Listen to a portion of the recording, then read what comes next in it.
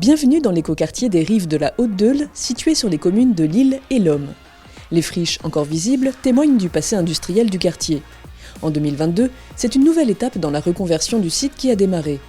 La Sorelli, société anonyme d'économie mixte, experte en aménagement urbain, a été missionnée par la métropole lilloise et les villes de L'Isle et l'Homme pour transformer l'ancien site industriel en un écoquartier innovant. Au cœur du futur quartier se trouvera le parc du Marais. Le concept, c'est celui de la nature passante. D'abord, on regarde les arbres, on regarde tout ce qui est écologie, tout ce qui est biodiversité, et on a un peu poussé les bâtiments, on a travaillé avec l'urbaniste pour que justement on ait un grand parc de 2 hectares et surtout, ce qui est très important, un quartier entièrement piéton.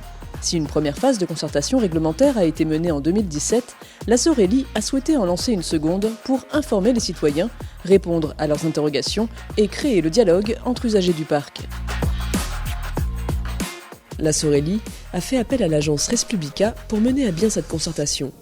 Elle s'est étalée de juillet à décembre 2022. 2 balades urbaines, 5 ateliers de concertation.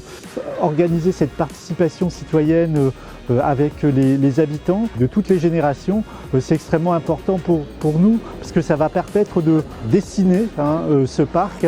La balade urbaine du 9 juillet 2022 a été le point de départ de la concertation. L'occasion de collecter les premières impressions des participants. Conserver les arbres, conserver le chant des oiseaux, les papillons, les limaces, enfin les trucs un peu du quotidien avec un enfant qui découvre tout ça à cet âge-là. Pour moi, c'est plutôt pour mes enfants, donc des jeux et puis un espace où on peut se balader tranquillement. Beaucoup de verdure, beaucoup d'ombre, parce que ça manque aussi un petit peu ici sur l'Homme. Peut-être pourquoi pas des parcours un peu sportifs aussi, ça pourrait être sympa. Un terrain de pétanque aussi, ça peut être sympa avec les copains. Une seconde balade urbaine a été organisée le 17 septembre 2022.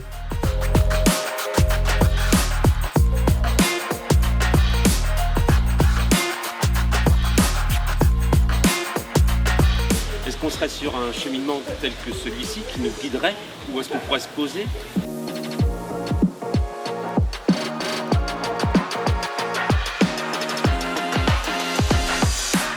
Les participants étaient invités à consigner leurs observations sur un livret de balade. Sur ces livrets, on leur pose un certain nombre de questions pour qu'ils nous donnent leurs idées. Nous, ce qu'on aime surtout, c'est qu'il y ait des échanges. C'est une grosse opération de renouvellement urbain, la ZAC des rives de la Haute-Deule, et c'est pas tout à fait fini, donc oui, ça m'intéresse de savoir quelle est la suite. J'aime bien savoir ce qui se prépare. J'ai vu aussi les discussions qui avaient lieu avec les autres habitants, donc moi des questions que je me posais pas forcément, je trouve que c'est intéressant aussi de pouvoir partager. Les 2 balades urbaines ayant permis d'exprimer largement les idées, le travail sur table a permis ensuite de les confronter en groupe, de les préciser, puis de les prioriser. 5 ateliers ont ainsi été organisés. La première thématique, profiter du parc, a fait l'objet de 2 rencontres en mairie de l'Homme, une le 6 octobre et une le 24 novembre. Les gens vont venir s'installer spontanément, avoir quelques bancs. S'il y a des lieux un peu sous les arbres, on peut même s'asseoir à terre. Il y a des, qu'on ait le droit de se mettre sur l'herbe. Les gamins peuvent jouer au jeu et les parents peuvent se mettre autour pour se poser parce que les gamins sont en train de jouer au jeu.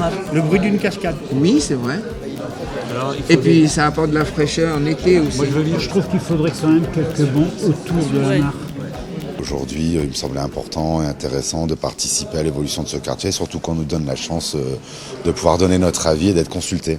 On discute par table, donc on est 2, 3, 4, et puis chacun émet son avis. On a naturellement positionné les programmes qui nous semblaient judicieux à des endroits sensiblement, on va dire, stratégiques. La partie sport où on se bouge plus à l'entrée, on va dire, du quartier, à l'articulation de tous les piétonniers, pour arriver, migrer sensiblement sur plus du culturel jusqu'à la détente, en cœur d'îlot. La thématique « Cultiver la terre » a été abordée lors de l'atelier du 20 octobre.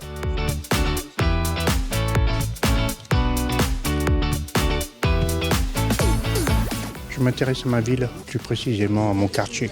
Permettre aux gens aussi de se reconnecter à la nature et de communiquer entre eux, je pense que c'est quelque chose d'important qui se perd et j'aime bien pouvoir retrouver ce lien entre les gens. Je suis très attentif à la place de la nature en ville Et ayant moi-même une parcelle dans un jardin familial, je me suis dit que peut-être que mon expérience pouvait servir à l'élaboration de ce projet. Pour la thématique Jouer dehors, l'association Récréations urbaines a sollicité les élèves des écoles Roger Salengro à Lomme, Montessori à Lille et Desbordes-Valmore dans le quartier des Bois Blancs. L'objectif de ces ateliers, imaginer en respectant un cahier des charges les jeux pour enfants du futur parc du Marais. L'atelier d'aujourd'hui, c'est que les enfants puissent présenter leurs projets aux aménageurs, donc à des personnes de la Sorélie, de la ville de Lomme, du service éducation et aussi à Res Publica qui fait la concertation.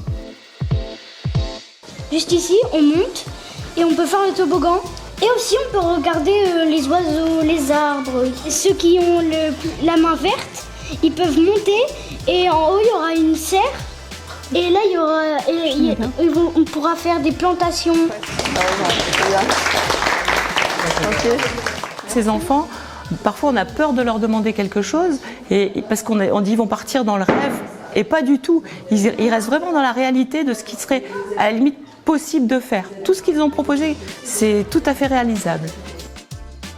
Le 9 novembre, les enfants ont présenté leur travail aux adultes. Ces derniers ont réfléchi aux propositions. Le fruit de ces réflexions a ensuite été présenté et débattu pour faire émerger une vision commune. J'ai trouvé que c'était très créatif et surtout ils sont fiers d'eux, c'est ce qui compte. Enfin, le 6 décembre, s'est tenu le dernier atelier avec pour thème s'informer et se repérer. Et donc c'était un atelier sur la signalétique principalement. Souriez, soyez zen, vous êtes arrivés. Mais pourquoi pas ? On avait pensé à ces espèces de tables d'orientation. Pourquoi pas faire un parcours historique et du coup mettre plusieurs pastilles qui viendraient en fait raconter des petites choses historiques à des endroits différents du parc. Il y a parfois un petit peu de confrontation, mais je trouve que c'est vraiment très important puisqu'il faut prendre l'avis de tout le monde. En discutant, en partageant, on arrive finalement à trouver des compromis et au final, ça marche très bien. Plus de 200 personnes ont participé à la concertation. Un bilan réalisé par Res Publica sera présenté le 21 janvier pendant l'événement de restitution. Et ça, ce sera très important en fait de leur faire un retour, leur montrer que leur réflexion a vraiment servi et qu'un certain nombre d'idées seront reprises pour l'aménagement du parc. Tous les participants nous ont invités à prendre de la hauteur. Le second élément, c'est cette idée de vivre ensemble dans le parc qui est extrêmement fort. Et la troisième dimension, c'est la volonté, et quasi unanime, qui est ressortie de maintenir le caractère naturel de ce parc au bénéfice de la biodiversité, de l'accroissement de la biodiversité en ville. L'échange va continuer, donc il va progresser jusqu'au moment où nous serons prêts. Et lorsque nous serons prêts, nous validerons donc ensemble pour faire que les travaux puissent commencer peut-être en 2024.